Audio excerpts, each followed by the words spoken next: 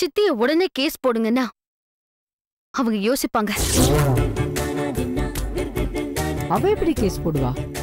கூட பிறந்த அண்ணனையும் பெத்த அப்பனையும் எதிர்த்து கேஸ் போடுவாளா? உள்ளுக்குள்ள பாச உணர்வு தானே ஓடிக்கிட்டு இருக்கு. இல்ல பாட்டி, அவங்க அந்த வீட்டு உதவியே வேண்டான்னு இங்க வந்திருக்காங்க. எப்படி சொத்துக்காக கேஸ் போடுறதுன்னு நினைப்பாங்கல்ல. பாத்தியா, நீயும் அவங்க பக்கம் தானே பேசுற. அவ உங்க அம்மா கூட பிறந்தவ, உடம்பொறுப்பு, ஒரே ரத்தம். நான் வெளியாள் தானே. என்ன இருந்தாலும் என்ன எப்பவும் தள்ளி தானே வைக்கிற. என்ன பாட்டி, எப்ப பார்த்தாலும் இதே பேசிட்டு இருக்க?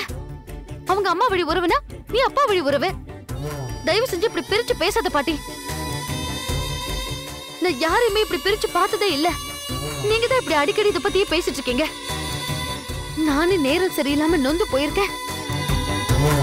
நீ தப்பா நினைச்சுக்கலனா நான் ஒன்னு சொல்லுவேன் கிருஷ்ணா. என்ன சொல்லுங்க? நீ இது வரைக்கும் தோத்ததே இல்லை கிருஷ்ணா. நீ எப்போ தோக்க மாட்ட. ஆனா நீ முதல்ல தோக்குறேன்னு சொன்னியே, அதுக்கு ஓ நேரம் காரணம் இல்லை கிருஷ்ணா. ஓ நேரம் நல்லாதான் இருக்க. இங்க வந்து சேர்ந்தாங்களே அவங்க நேரம் தான் சரி. அதனாலதான் இவ்வளவு பிரச்சனை.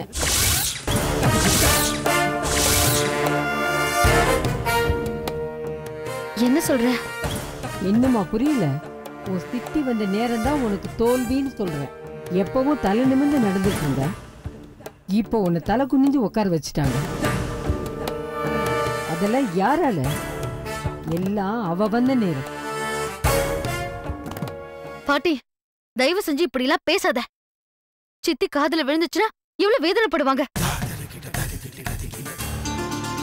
குழந்தை விஷயத்துல அடிக்கடி குழந்தை மாதிரி மோதினேன். அதுல வேதனைப்பட்டு கிளம்புறேன்னு சொன்னவங்கள நான் தான் சமாதானப்படுத்தி நிறுத்தி வச்சிருக்கேன். நீ மறுபடியும் எதை ஆரம்பிச்சிடாத பாட்டி. நான் சொன்னா மட்டும் உனக்கு பிடிக்கவே பிடிக்காதே. ஒரு தடவை இல்ல, 1000 தடவை அடிச்சு சொல்லுவேன். உன் சித்தியோட தர்த்தர் தான் உன்னை சுத்தி விளையாண்டுட்டு இருக்கு.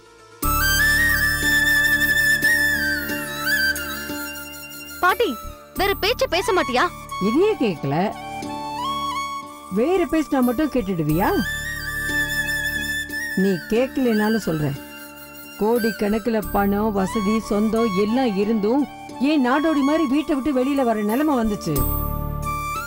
அதெல்லாம் உங்க சித்தியோட நேரம் தானே, உன் சித்தியோட தரித்திரம் தானே.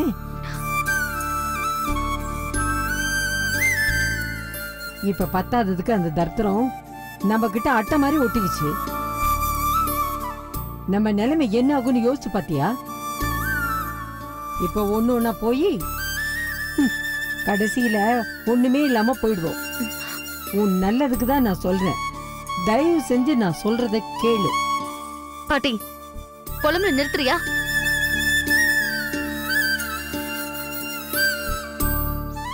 ஒண்ணு இல்லாம போயிடுவோமா, ஒண்ணு இல்லாம போயிடுவோம். ஏன் இதையே சொல்லிட்டு இருக்க? நல்ல வார்த்தையும் உன் வாயில இருந்து வராதா? சரி, இவங்க போயிட்டாங்கன்னா நாளைக்கு ஏதாவது நஷ்டம் ஏற்படுச்சுன்னா யார சொல்றது? உன்ன சொல்லிப்பியா இல்ல நீ என்ன விட்டு போயிடுவியா? நல்லா இருந்த அம்மா திடுதிப்புன்னு போயிட்டாங்களே, அது ஓன் தருதரமா ஏன் தருதரமா? அது கிருஷ்ணாவை போய் தப்பா நினைக்கிறேன். பாட்டி, இனிமே இந்த மாதிரி குடும்பத்துக்குள்ளேயே சூனியக்காரி மாதிரி ஐடியா கொடுக்கறத விட்டுட்டு நான் ஜெயிக்கிறத பத்தி யோசி. தாய் 8 அடி பாஞ்சா குட்டி 16 அடி பாயும் சொல்லுவாங்க. இனிமேதான் இந்த கிருஷ்ணாவோட பாய்ச்சல இந்த உலகம் பார்க்க போகுது.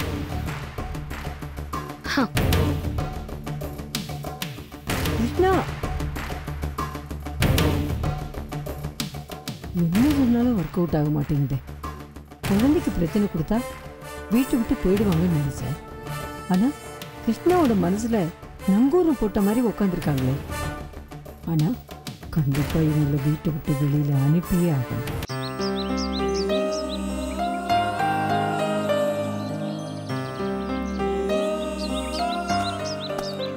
ஹாய் அர்ஜுன்.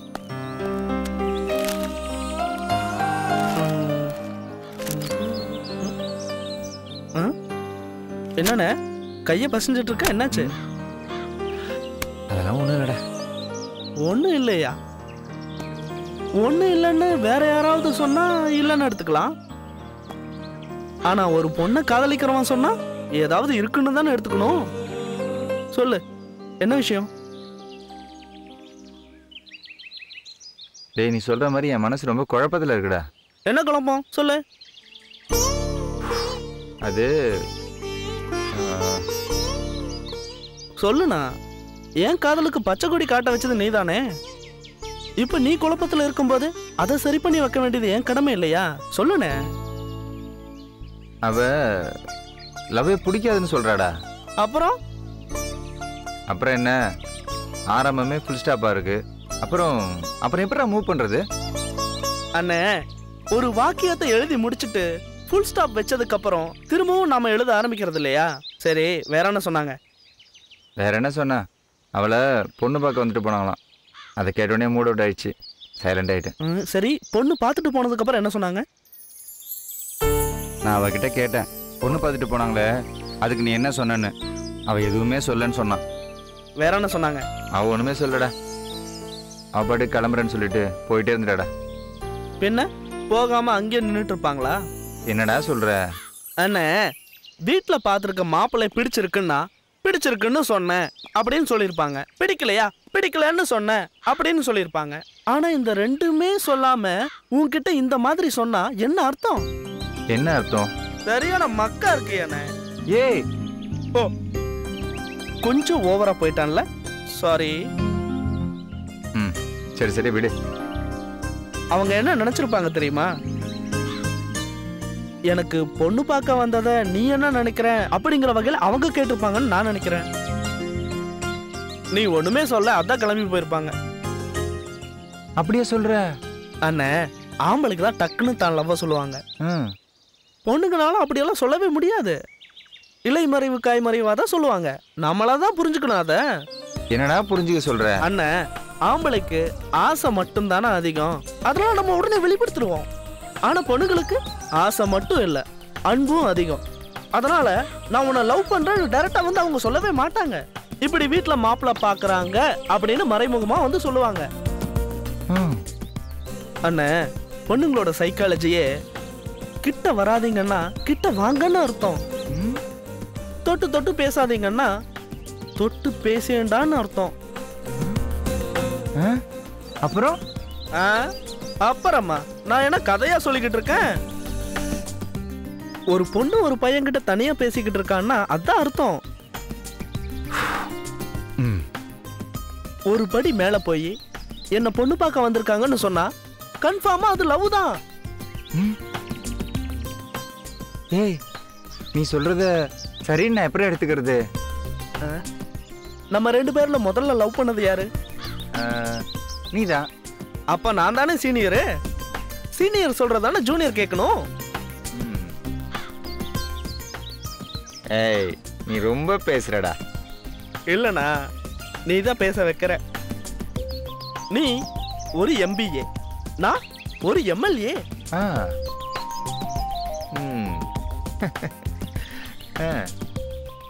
ஏய், நான் MBA ரைட்டு.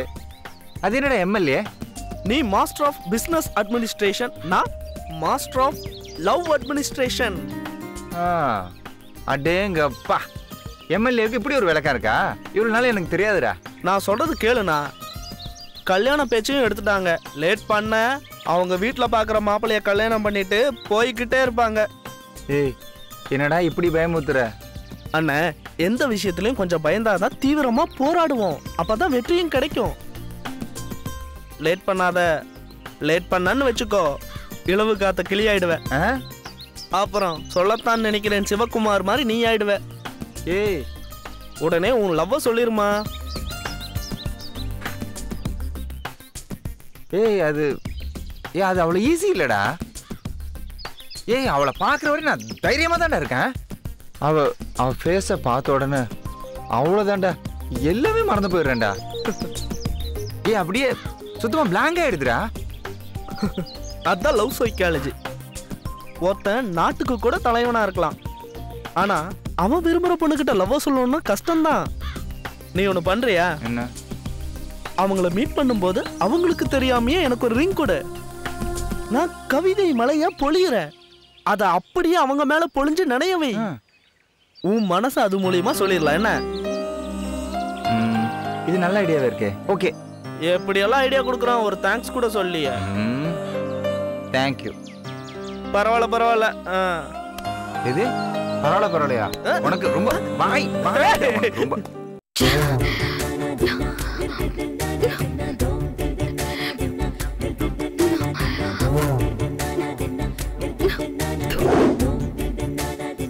கிருஷ்ணா,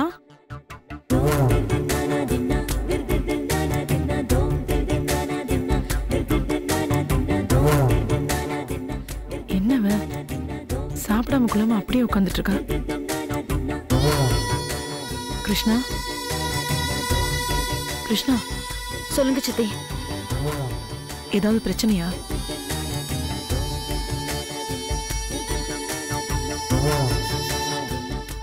ஒண்ணும் இல்ல சித்தி. என்கிட்ட சொல்லக்கூடாதுன்னு நினைச்சா வேண்டாமா?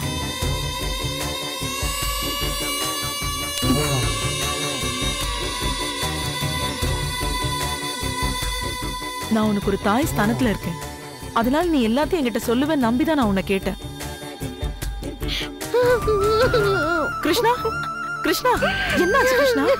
எங்க என்னங்க இங்க கொஞ்சம் வாங்க. கிருஷ்ணா, என்னாச்சு கிருஷ்ணா? என்னாச்சு என்னாச்சுன்னு தெரியலங்க. எதுக்கு கிருஷ்ணா அழுவுது? என்னாச்சு கிருஷ்ணா? என்னாச்சுன்னு கேக்குறேன்ல. தெரியலங்க. கிருஷ்ணா சொல்லுமா. ஏன் கிருஷ்ணா எதுக்கு அழுவுற? சொல்லுமா. இப்ப ஏதாவது உன்னை சொன்னாளா, திட்டினாளா? ஏய், நீ ஏதாவது சொன்னி அவன் மனசு கஷ்டப்படுற மாதிரி. என்னங்க, நான் எதுக்கு அவளை கஷ்டப்படுத்த போறேன்? இல்லன்னா எதுக்கு அவ அழுகுறா? அவளோட கஷ்டத்துல பங்கெடுத்துக்கலாம் தான் என்ன ஏதுன்னு கேட்டுட்டு இருக்கேன். ஆமா, அப்படியே கஷ்டத்துல பங்கெடுத்துட்டாலும் அவளுக்கு கஷ்டம் கொடுக்காம இருந்தா சரி.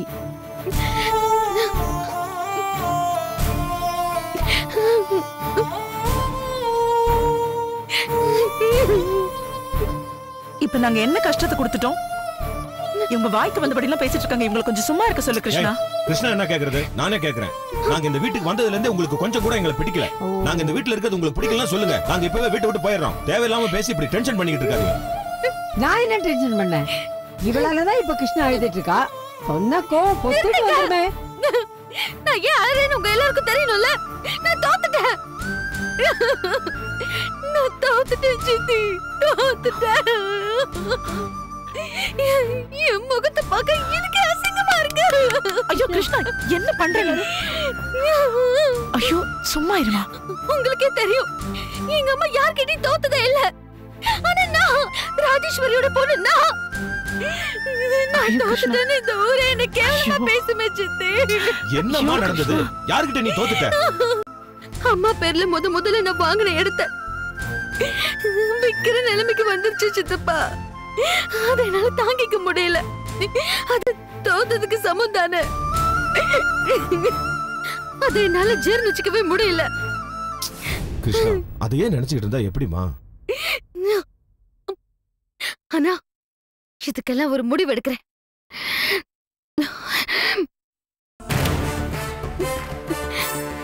சித்தி, அவங்கள நிம்மதியா வாழ விடக்கூடாது. அவங்கள நிம்மதியாவே வாழ விடக்கூடாது. சித்தி, அது உங்களாலதான் முடியும். நானா? நீங்க நினைச்சீங்கன்னா அது முடியும். சொல்லு கிருஷ்ணா, நான் என்ன பண்ணணும்? சித்தி, உங்க அப்பா கிட்ட இருந்து உங்களுக்கு சேர வேண்டிய சொத்தை பிரிச்சு கொடுக்க சொல்லி நீங்க கேஸ் போடணும்.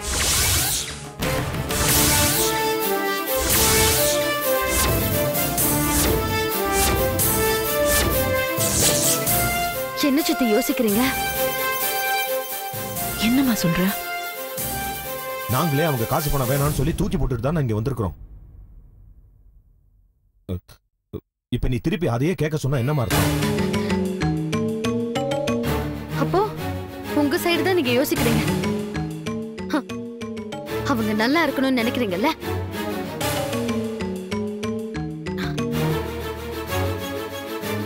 சித்தி, உங்க அண்ணன் குடும்பத்தை நான் பழி வாங்கணும்னு எடுத்துக்கிட்டு செய்யல. ஒரு சின்ன சர்க்கிள் ஏற்பட்டுருச்சு. ஹாஸ்பிட்டல்ல கட்டணும்னு சொல்லி புயல ஏற்படுத்தின ப்ராப்ளம் தான் இது. அவங்க அத்தனை பேரையும் நடு ரோட்ல நிறுத்தி வைக்கணும்னு நினைச்சீங்கன்னா ரத்த சம்பந்தத்தை பத்தி யோசிக்காதீங்க. அவங்கள நடு தெருவுல நிக்க வைக்கணும்னு மட்டும் யோசிங்க.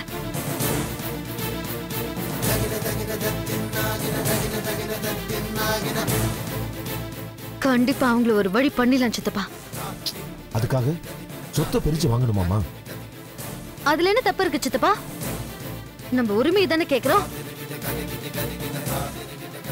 இப்படி ஒரு கேஸ் போட்டுன்னு வச்சுக்கோங்க, அவங்க டெய்லி கோர்ட்டு கேஸ்ன்னு அலைஞ்சிட்டு இருப்பாங்க. அதுலயும் அவங்க நிம்மதி போயிடும். அதுக்கப்புறம் நம்ம நினைச்ச மாதிரி அவங்க நடு தெருவுக்கு வரத்தான் போறாங்க.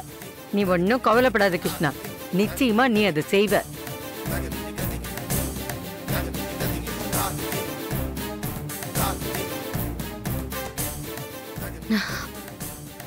நீங்க 2 பேரும் பேசாம இருக்கிறத பார்த்தா அவங்கள பழி வாங்குறது உங்களுக்கு பிடிக்கல போல இருக்கே.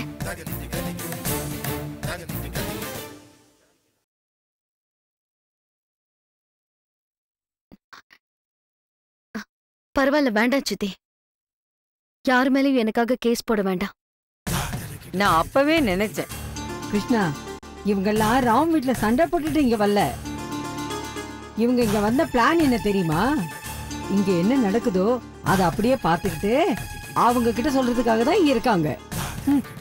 இவங்க பண்றதெல்லாம் டிராமான்னு உனக்கு இன்னும் புரியலையா? இதோ பாருங்க, இதுக்கு மேல ஏதாவது பேசுனீங்க வாயை கிழிச்சிருவாமா. நீங்க கொஞ்சம் சும்மா இருங்க, நான் பேசிக்கிறேன். பேசிக்கிட்டே போறாங்க. இந்த பாட்டிமா நம்மள இவ்வளவு தூரம் சந்தேகப்பட்டதுக்கு அப்புறம் நம்ம எது சொன்னாலும் தப்பாதாங்க படும். சித்தி, வேண்டாம் சித்தி.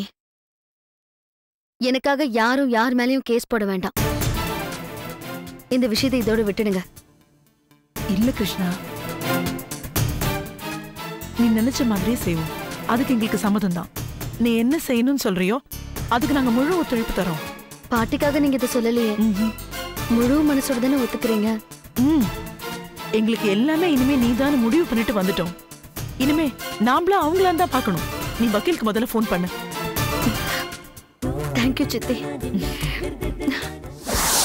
பாரதி, பாரதி, ஹாப்பி இன்று முதல் ஹாப்பி ஹாப்பி இன்று. பாரதி, வந்துகிட்டே இருக்கேங்க, சொல்லுங்க. இன்னைக்கு நான் ரொம்ப சந்தோஷமா இருக்கேன். அப்படியா? உட்கார், sit down. என்னங்க என்னங்க திடீர்னு சந்தோஷம்? எனக்கு ஒண்ணுமே புரியலைங்க. எது புரியலையா? புரியலைங்க. தமிழ்ல தானே சொன்னேன், அப்புறம் புரியலன்னா எப்படி? என்ன இவ்வளவு சந்தோஷம் திடீர்னு? எனக்கு புரியலைங்க.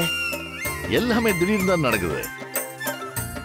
உங்ககிட்ட கிருஷ்ணா தோத்தது, அவ இடத்த நான் திடீர்னு வாங்கினது, அதனால நான் ரொம்ப ரொம்ப சந்தோஷமா இருக்கேன். அதுக்காகவே இன்னைக்கு நான் உனக்கு பார்ட்டி கொடுக்க போறேன். நீ என் கூட கிளம்புற, அவ்வளவுதான். ஐயோ, என்னைக்கு இப்படி திடீர்னு சொல்றீங்க? எங்கெங்க போறோம் புரியலீங்களே. வெளியில வரும்போது உங்களுக்கு பிடிச்ச மாதிரி நான் ட்ரெஸ் பண்ணிட்டு வான்னு சொல்வீங்கல்ல? ஆமா, நான் என்ன சாரி காட்டட்டும்? தீபாவளிக்கு வாங்கி கொடுத்தீங்களே அந்த புடவை கட்டிக்குவா? Colour dull. அந்த ராமர் கலர்ல கோல்ட் பார்டர் போட்ட sorry? Blue universal colour. Blue universal colour வேணாம், வேற வேற. அப்போ அந்த ஒரு மஜந்தா கலர்ல இருக்குமே, அது இங்க அந்த ஒரு கலர் கட்டவா? எது? என்னங்க, எனக்கு என்னன்னே புரியலீங்க. எதுவுமே யோசனைக்கு வர மாட்டேங்குது. நான் என்ன சாரி கட்டணும்னு நீங்களே சொல்லிடுங்களேன் ப்ளீஸ். ஒண்ணு பண்ண, நான் லாஸ்ட் வெட்டிங் டேக்கு உனக்கு ஒரு ரெட் கலர் சாரி வாங்கி கொடுத்தல. ஆமாங்க, அதை கட்டிட்டு வா, சூப்பரா இருக்கும். சூப்பரான புடவை, கரெக்டா ஞாபகம் முட்டிட்டீங்க. ரெண்டாவது, அந்த புடவை எனக்கு அழகாவே இருக்குங்க. ஐயோ, எனக்கு தோணவே இல்லை பாருங்களேன். இருங்க, உடனே ரெடி ஆயிட்டு வந்துடுறேன்.